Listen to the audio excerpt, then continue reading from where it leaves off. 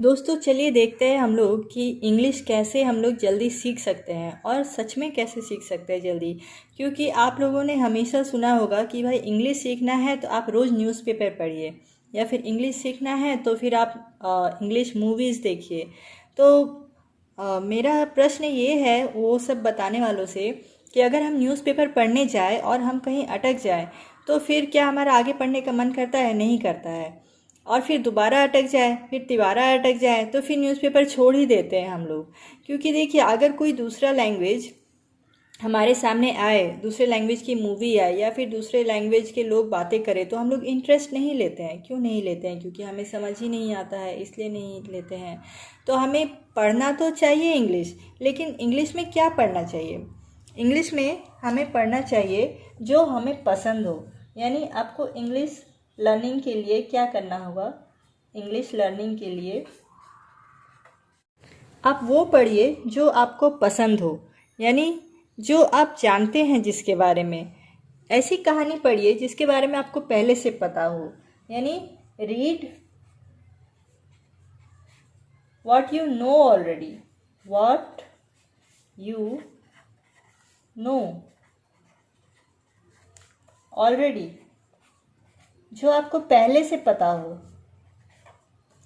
क्योंकि आपका मकसद है इंग्लिश सीखना, ना कि उस चीज़ को बहुत ज़्यादा गहराई से जानना। देखिए, सभी जानते हैं कि अगर मैं कहूँगी कि माय नेम इज़ पायल तो सभी समझ जाएंगे, क्योंकि माय नेम इज़ यहाँ तक सबको पता है। लेकिन मैं अभी कुछ ज़्यादा हार्ड चीज़ कहूँगी तो वो नहीं पता रहेगा, तो नहीं समझ आएगा और फिर सुनने में भी मज़ा नहीं आएगा। तो इसलिए हम पहले वो पढ़ेंगे जो हमें पहले से पता हो। यानी हिंदी की कोई ऐसी कहानी पढ़िए, कोई ऐसा चीज़ पढ़िए जो आपको थोड़ा बहुत भी पता हो एटलीस्ट। जैसे मैंने ये बुक रखा है आपको दिखाने के लिए, ये महाभारत की इंग्लिश में है ये बुक। तो थोड़ा बहुत तो सभी इंडियन को नॉलेज है कि महाभारत में क्या हुआ था। लेकिन हाँ, पूरा का पूरा महाभारत किसी को नहीं पता है, बहुत कम ही लोगों को पता है। तो थोड़ी बहुत जिज्ञासा भी होगी आपको, और जिज्ञासा नहीं होगी तो इसमें पढ़ने के बाद आपको और भी बहुत कुछ एक्स्ट्रा जानने को मिलेगा। और सबसे महत्वपूर्ण बात यह है कि आपको इंग्लिश सीखने को मिलेगा।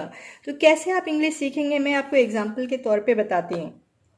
यहाँ क्या लिखा है देखिए, यहाँ लिखा है Mahabharat the greatest epic of the world that showcases the high moral values. यानी the greatest epic of the world, Mahabharat क्या है? वर्ल्ड का सबसे बड़ा एपिक है। एपिक मतलब क्या? बहुत से लोग सोचेंगे। मैं बिल्कुल ग्राउंड लेवल पे बात कर रही हूँ। जिनको इंग्लिश पता है बहुत ज़्यादा, उनके लिए ये एपिक वर्ड तो बहुत ही साधारण सा है। जिनको नहीं पता, जो सीखना चाहते हैं, उनके लिए कुछ नया वर्ड होगा ये। तो ये एपिक क्या है? एपिक क्या है? महाभारत क्या है? महाभारत एक ग्रंथ है। तो फिर एपिक का मतलब क्या हुआ? ग्रंथ हुआ। ठीक है, तो आपको ना डिक्शनरी देखने की ज़रूरत पड़ी, ना किसी से पूछने की ज़रूरत पड़ी, आप खुद ही समझ गए एपिक क्या है? ग्रंथ है। आपको एक नए वर्ड का नॉलेज हुआ, बिना किसी से पूछे, बिना कहीं आपको खोज किए पता चल गया और आपको याद भी रहेगा। The greatest epic of the world that showcases the high moral values. Mahabharat से क्या पता चलता है हमें? सभी को पता है कि कृष्ण ने अर्जुन को जो शिक्षा दी थी वही मेन सार है महाभारत का। गीता इसी से निकल कर आया है। तो कृष्ण जी ने बहुत सारी अच्छी अच्छी बातें बताई थी जीवन के बारे में, कि लाइफ को कैसे हैंडल करना है, कैसे जीना है। तो हाई मोरल वैल्यूज़ यानी बहुत अच्छी अच्छी बातें, मोरल यानी नैतिकता, तो बहुत सी अच्छी बातें इसमें बताई गई हैं। The greatest epic of the world that showcases the high moral values, जो कि बहुत ही हाई मोरल वैल्यूज़ को बताता है, जिसे वर्ल्ड के कोने कोने में अपनाया जाता है। इसे बहुत जगह पढ़ा जाता है, गीता को बहुत जगह पढ़ा जाता है, क्योंकि उसमें इतनी अच्छी अच्छी बातें बताई गई हैं कि जीवन के लिए बहुत ही लाभकारी हैं। तो ये जो लाइन, एक लाइन से आपको दो तीन चीज़ें सीखने को मिल गई। देखिए, the greatest epic of the world, epic का मतलब समझ आया? कैसे बोलते हैं किसी भी सेंटेंस को, कितने सुंदर से यहाँ पे बताया गया। देखिए, the greatest epic of the world that show cases, जो दिखाता है या बताता है, द हाई मोरल वैल्यूज़, बहुत ही ऊंची अच्छी बातों को या फिर बहुत ही ऊंची अच्छी नैतिकता वाली बातों को बताता है। क्या? Greatest epic of the world, world का सबसे ऊंचा या सबसे महान ग्रंथ महाभारत। तो जिसे सीखना है वो एक लाइन में भी सीखेगा, और जिसे नहीं सीखना है वो पूरे बुक को ऐसे ऐसे पढ़ जाएगा।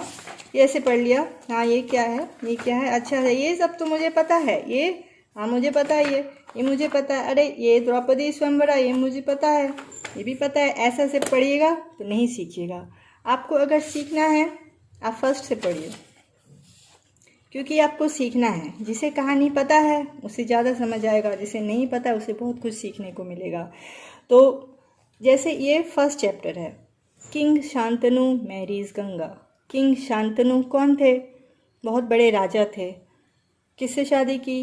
गंगा से। मैरीज गंगा, आपको किसी से टेंस पूछने की ज़रूरत नहीं है, किसी से कुछ समझने की ज़रूरत नहीं है। मैरीज गंगा, शादी करते हैं गंगा से, शादी करते हैं। तो क्या लग गया यहाँ? मैरी में एस लग गया है, एस लग गया है तो करते हैं। ये सारे उस समय के प्रेजेंट टेंस में बताया गया है, इसमें कुछ भी जो है पास्ट में नहीं बताया गया है, सारे प्रेजेंट में बताया गया। उस समय जैसे जैसे हो रहा था वैसे वैसे बताया गया है। तो प्रेजेंट टेंस में कैसे आया? मैरीज, एस लग गया। प्रेजेंट इनडेफिनेट जिसे बोलते हैं, तो आप बुक में याद करते हैं, प्रैक्टिस करते हैं, लिखते हैं, फिर भी कई बार गलती होती है। जब हम बोलने जाते हैं, किसी को कुछ बताने जाते हैं तो भी गलती होती है। तो आप इसे पहले से जानते हैं तो आपकी गलती नहीं होगी सीखने में कि आप क्या बोल रहे हैं। अभी देखिए, the saga of Mahabharata begins with the mighty king Shantanu of Hastinapur. The saga of Mahabharata, saga of Mahabharata, saga क्या है, महाभारता क्या है? महाभारता एक कथा है, तो सागा ऑफ महाभारता यानी महाभारत की कथा। Begins with the mighty king of Shantanu, कैसे शुरू होती है महाभारत की ये कथा? कैसे शुरू होती है? The saga of Mahabharata begins, शुरू होती है। देखिए, मैरीज, बिगिंस, ये सभी प्रेजेंट इनडेफिनेट टेंस में जा रहे हैं, और आपको इसके लिए कहीं भी किसी से सीखने की ज़रूरत नहीं है कि प्रेजेंट इनडेफिनेट क्या है, यहाँ पे एस क्यों लगा है, क्योंकि आपको समझ आ रहा है। शुरू होती है, begins with the mighty king Shantanu of Hastinapur. किससे शुरू होती है? माइटी, शक्तिशाली राजा शांतनु से। वो कहाँ के राजा थे? हस्तिनापुर के राजा थे। अब यहाँ हस्तिनापुर में एच कैपिटल है, महाभारता में एम कैपिटल है, किंग में के कैपिटल है, शांतनु में भी एस कैपिटल है। तो ये क्यों कैपिटल है?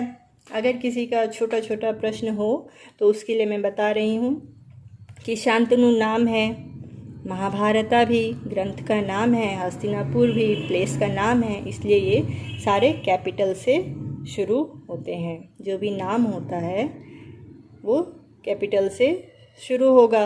ये पढ़ा तो सभी ने है, तो इसका यूज़ कैसे होता है आप देख सकते हैं। अब देखिए, the ancestors of king Shantanu included illustrious names like King Bharata and father King Dushyanta। Ancestor of king Shantanu यानी किंग शांतनु के एंसेस्टर्स कौन थे? इंक्लूडेड इलस्ट्रियस यानी जिनके नाम बड़े बड़े अक्षरों में लिखे गए हैं। इलस्ट्रियस मतलब उल्लेखनीय हैं। एंसेस्टर क्या है? अगर किसी को संदेह हो तो आप यहाँ अगर यहाँ तक आते हैं, इस सेंटेंस के यहाँ तक आते हैं दुष्यंता तक, तो आपको समझ आता है। क्यों? क्योंकि बता रहा है illustrious names like king Bharata and his father king Dushyanta किसके बारे में बताया जा रहा है?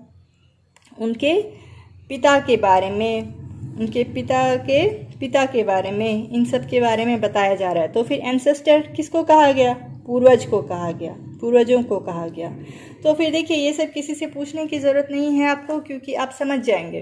थोड़ा बहुत भी आपको पता है, इंडियन कल्चर है ये, सभी को पता है थोड़ा बहुत, तो कहीं आपको किसी से कुछ पूछने की ज़रूरत नहीं है, लेकिन फिर भी आपको बहुत ज़्यादा दिक्कत होती है तो आजकल तो मोबाइल ही ज्ञान से भरा पड़ा हुआ है। आप गूगल में डालिएगा कोई भी स्पेलिंग तो आपको मीनिंग के साथ आ जाएगा, प्लस कहीं तो आप माइक ऑन कीजिए तो वो बोल के भी सुना देगा कि आपका ये जो वर्ड है उसका प्रोनाउंसिएशन कैसा है, तो आपको प्रोनाउंसिएशन करने में मिस्टेक नहीं होगी, तो आप सीख सकते हैं। तो यहाँ तक हम लोगों ने बहुत कुछ सीखा। सीखने वाले खोज खोज कर सीखेंगे, नहीं सीखने वाले कैसे बहुत जल्दी पढ़ लेंगे। The saga of Mahabharat begins with the mighty king Shantanu of Hastinapur. The ancestor of king Shantanu included illustrious name king Bharata and his father king Dushyanta this.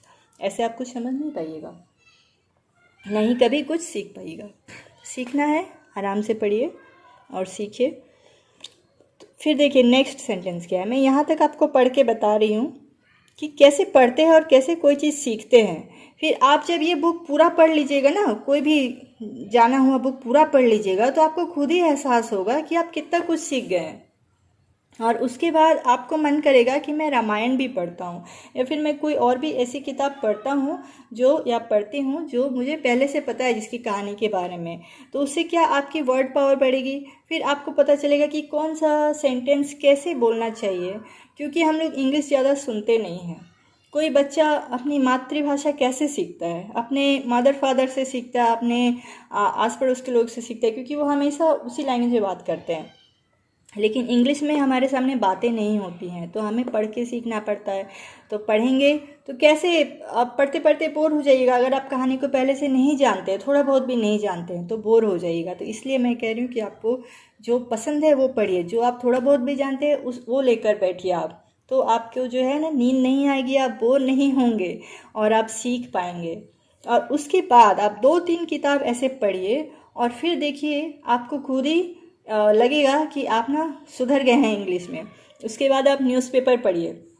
Newspaper आप रोज़ भी पढ़िए, लेकिन ज़्यादा वक्त आप बुक पढ़ने में बिताइए। आप 1 महीने में बहुत कुछ सीख जाएंगे। फिर आप धीरे धीरे नई कहानियाँ पढ़िए जो आपको नहीं भी पता है, तो वो भी आपको समझ आएंगी। ये बहुत बड़ा फैक्टर है, इसलिए मैं इतना जोर करके बता रही हूँ। तो मैं आपको यहाँ तक पढ़ के बताती हूँ। किंग दुष्यंता वॉज इनविंसिबल, यानी इनविंसिबल क्या हो सकता है ये आप सर्च कर सकते हैं, लेकिन ऐसा वर्ड से लग रहा है कि वो पराजित नहीं होने वाले थे। उसे क्या कहते हैं, अपराजय जिसे कहा जाता है, वो थे किंग दुष्यंता। बहुत ही शक्तिशाली थे, नाम सभी को पता है। तो इनविंसिबल का मतलब आप समझ गए, बिल्कुल अपराजित, जो पराजित नहीं हो सकते वैसे थे। अब क्या लिखा है, his valour and courage was matchless. उनकी साहस, और ये वेलर वर्ड जो है साहस से ही संबंधित है। देखिए मैं भी बहुत पहले इस बुक को पढ़ी थी और उसके बाद मैं अभी पढ़ रही हूँ, तो कहीं भी प्रोनाउंसिएशन में मेरा मिस्टेक हो सकता है तो उसके लिए मुझे माफ़ कीजिएगा, लेकिन मैं सिखा रही हूँ आपको, आप इस तरह से सीख सकते हैं। उनका जो साहस था और उनका जो बल था वो मैचलेस था। मैचलेस, किसी से मैच नहीं हो सकता। लेस, किसी चीज़ से अलग होना, नहीं होना कोई चीज़। क्या नहीं होना, मैच, मैच नहीं था, मैचलेस था, अतुलनीय था। ऐसे आप सीख सकते हैं। His valour and courage was matchless. उनका जो साहस था और जो उनका बल था वो मैचलेस था, किसी के साथ मैच नहीं करता था। He had taken Shakuntala as his wife through a secret love marriage. He had taken Shakuntala as his wife through a secret love marriage. उन्होंने शकुंतला जी से शादी की थी। कैसे, एक सीक्रेट लव मैरिज से शादी की थी। ही हैड टेकन, कैसे उन्होंने शकुंतला को अपना वाइफ बनाया था, through a secret love marriage. अभी ये थ्रू का मतलब किसी नहीं समझ आएगा, जो इस सेंटेंस को थोड़ा बहुत भी समझ रहा होगा वो समझ जाएगा कि थ्रू मतलब क्या है, किसी चीज़ के हेल्प से। बोलते हैं ना कि किसी चीज़ के हेल्प से, जैसे कि आप कैसे लिखते हैं, पेन से लिखते हैं, विद दिस पेन।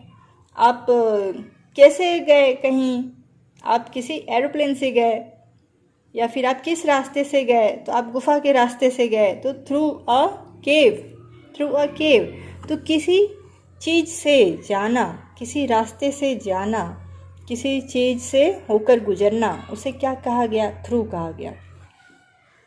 महर्षि कण्व जो थे वो शकुंतला जी को पाले थे। ये कैसे आप जान पाएंगे? यहाँ लिखा है sage Kanva had brought up Shakuntala in to youth. Youth मतलब तो सभी को पता है। जब शकुंतला जी बड़ी हो गई, कैसे बड़ी हो गई? सेज कण्वा जो महर्षि कण्व थे उन्होंने शकुंतला जी को पाला था। Brought up Shakuntala into youth. किसने शकुंतला जी को पाला था? महर्षि कण्वा ने। ब्रॉट अप यानी क्या हुआ? पालना पोसना। फिर the secret love marriage of Dushyant and Shakuntala resulted in the birth of Bharat. जो सीक्रेट लव मैरिज हुई थी दुष्यंत और शकुंतला जी के बीच में, भरत पुत्र की प्राप्ति हुई। The secret love marriage of Dushyant and Shakuntala resulted in the birth of Bharat. Clear? He was an incredible child who dared to force open the jaws of lion to count their teeth. वो एक अतुल्य बच्चे थे।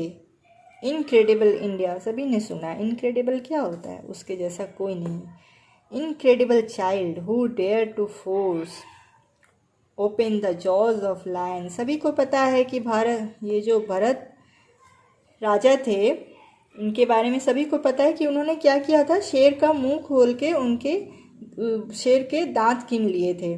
तो इसके लिए तो बहुत ही साहस की ज़रूरत है। या फिर ये ऐसे इंसान थे, इनको शेर से ज़रा भी डर नहीं था, या फिर इनको ज़रा भी ये नहीं लगता था कि शेर उनको खा जाएगा तो क्या होगा। तो ऐसे थे वो। तो ये क्या बताया जा रहा है यहाँ पे कि who dare to force open the jaws of lions to count their teeth. उन्होंने साहस किया और लायन का मुंह जो है खोला और उसके सारे दांत गिने। तो वो ऐसे राजा थे। तो ऐसे राजा, इस तरह के राजा कभी हुए ही नहीं फिर। तो इनको क्या कहा गया? इनक्रेडिबल। इनके जैसा तो कोई था ही नहीं।